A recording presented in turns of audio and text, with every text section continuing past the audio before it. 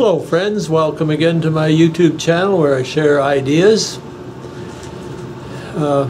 Today I want to show you a little bit about what I'm working on right now. It's going to be a four-sided bowl, you might say, and my daughter had called me and she wanted a bowl for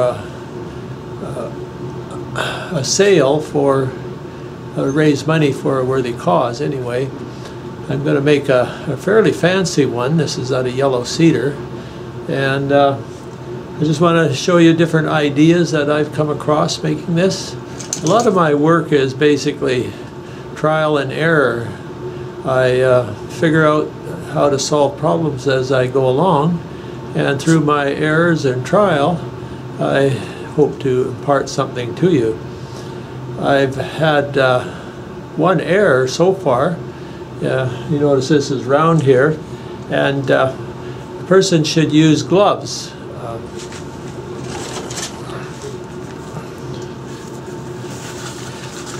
I usually use gloves whenever I'm lathe turning because of extra grip, etc. But this time, it's a small project, I decided I didn't go get my gloves. But anyway, these edges, when you have something like this, can be very disastrous on your fingers when you slip when you're sanding. So that was my error, and ended up with a nice band-aid there, but it'll heal.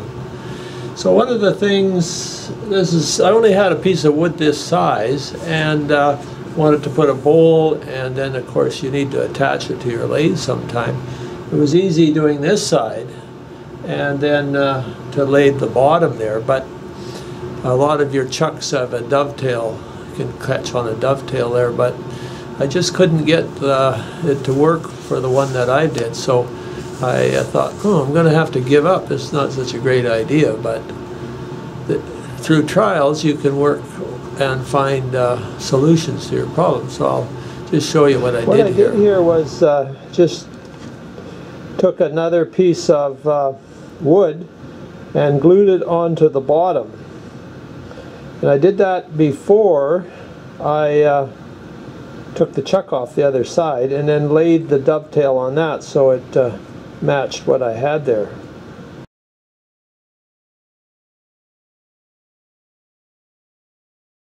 And then I had laid that down just a little bit less where the foot was going to be, so you didn't get glue out on that area, and then glued it up solid, used the tail suck to push it up tight, and then laid that down so it matched the bottom of the bowl. And that way this chuck that I have could grip right on.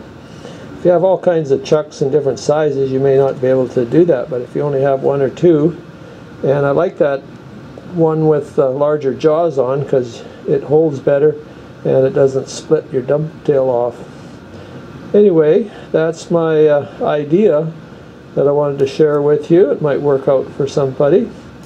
Then when I'm done, I'm going to kind of split that off or cut it off above the bowl, and then lathe the bottom, lathe what's left right off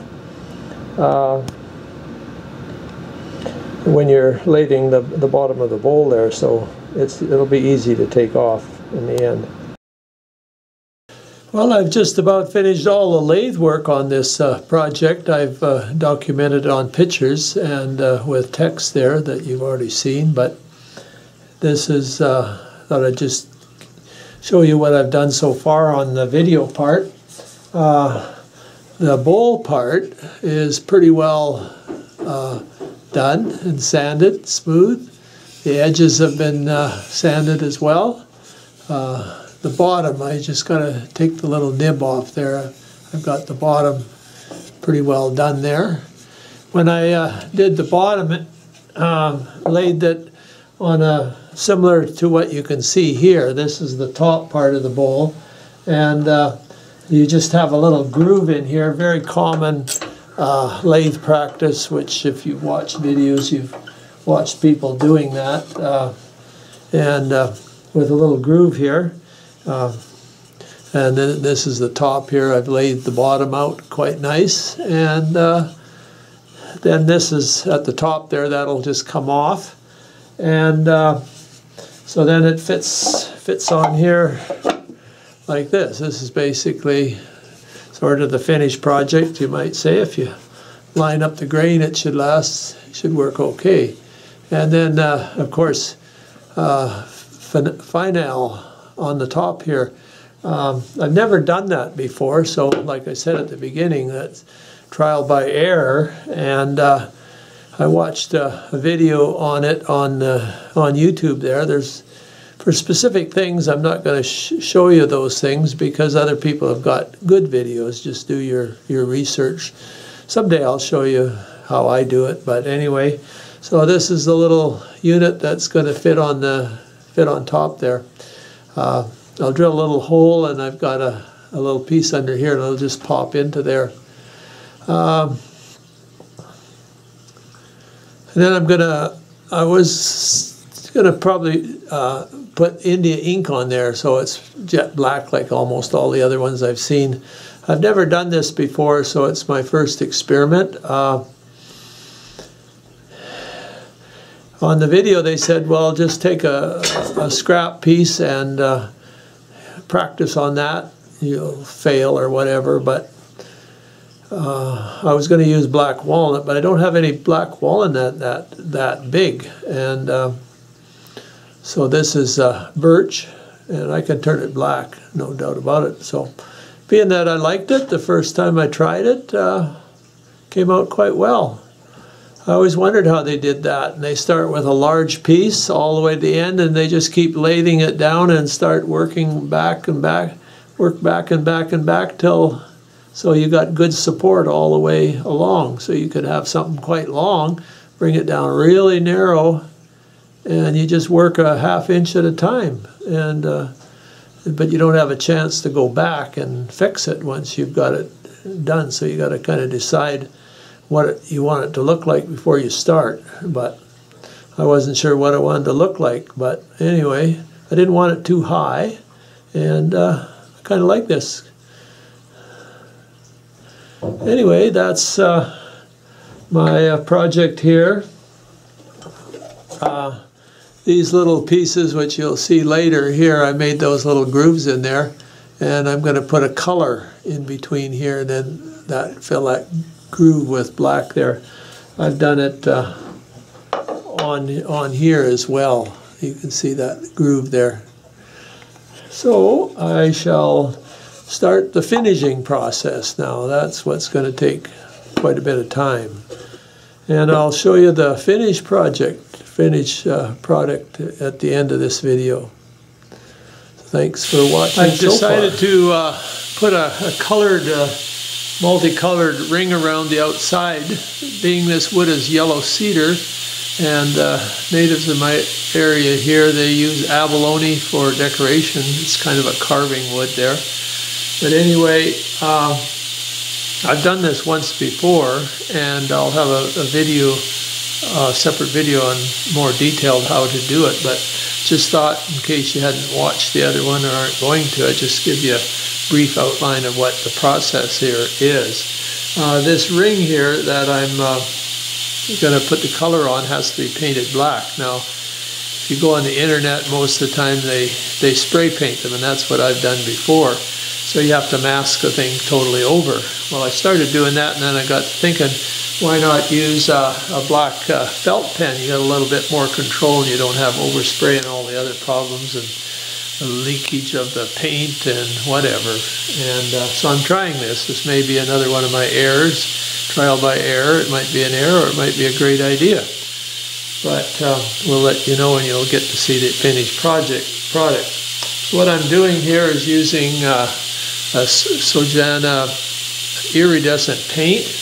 You put it over black, and then I'm using air pressure to kind of blow it around and blend it so it gets a three-tone color that looks a bit like abalone.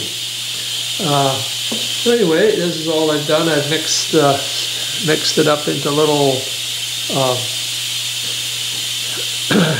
containers, and I've used water to thin it. they say flow medium, but I've never found that to be as successful as water. Then I'm just going to put a drop every so often. This is the green color that I have here. And then we'll take a violet color and put a drop. You can do these colors individually, but I found that if I go faster, if I put the 3 colors down, because I'm going to be kind of blending it anyway, and then I'm going to use blue.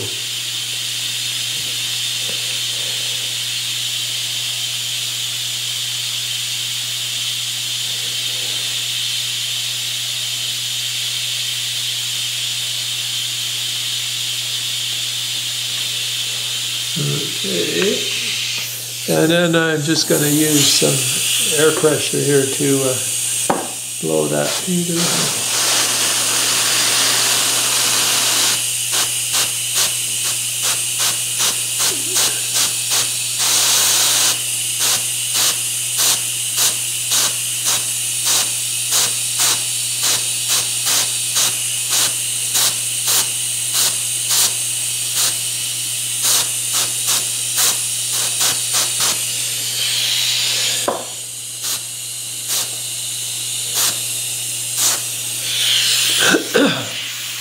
Later, after when the masking tape off and I put a clear lacquer on, it'll just shine out real brilliantly. But anyway, that's just basic, real quick on how I going to get this ring, colored ring on there that you'll see in the final project. Yeah, I've had a little practice on the bottom part of this bowl, so I'm going to try the lid here. I've put all the dots on there, all the metal, and try to do it all at one time. Maybe that's an advantage, you get it maybe even. So it's another one of my trials. It may be an error, but I think it might be a good idea.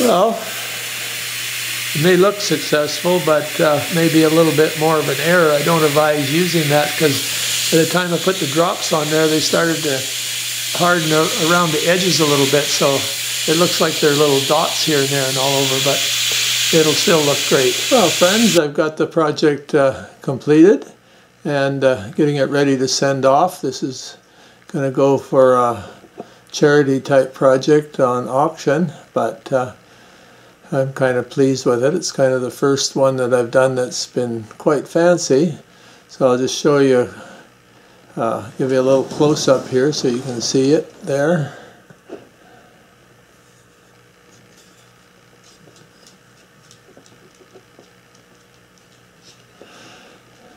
All yellow cedar, which comes from the coast, the Pacific coast.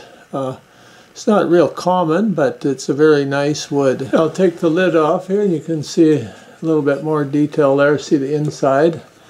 And there's the inside with the little ring around the outside that gives a little extra color. And the lid has the same setup there. Anyway, that's my completed project, and I hope you enjoyed seeing a little bit how I made it and the finished product there. So I will be doing more projects and sharing more ideas this winter, so subscribe, and I'm sure I'll have other things that you will be interested in. Thanks for watching.